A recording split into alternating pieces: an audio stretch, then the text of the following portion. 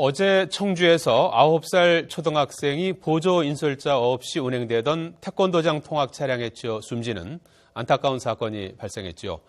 학원과 체육시설에서 운영하는 15인승 이하 차량은 보호자 탑승 의무가 내년까지 미뤄져 있어서 사실상 단속의 사각지대에 놓여 있는 것으로 나타났습니다. 이성호 기자입니다. 태권도장 통학 차량이 아파트 단지 내에 잠시 정차하더니 이내 출발합니다. 그 사이 통학 차량에서 내린 9살 남자아이가 이 차량에 치여 숨졌습니다.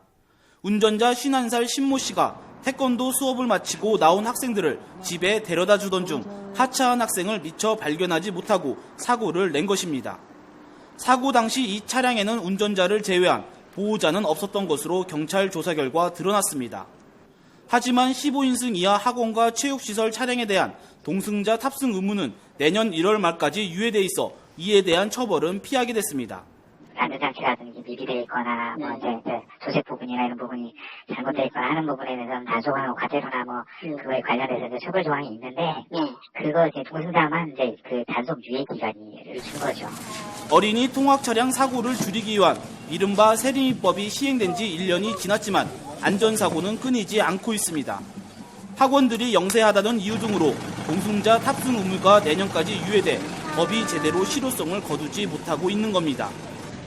영유아 보호를 위해 특별히 마련한 법안이만큼 유예 기간 동안에라도 철저한 관리 감독이 필요하다는 목소리가 커지고 있습니다.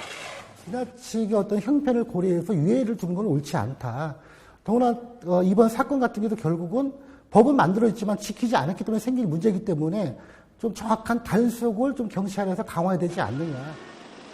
그러나 단속이나 처벌보다 더 중요한 것은 통학 차량 운전자와 관계자들이 어린이 안전사고를 막겠다는 인식 개선이 무엇보다 필요합니다. YTN 이성호입니다.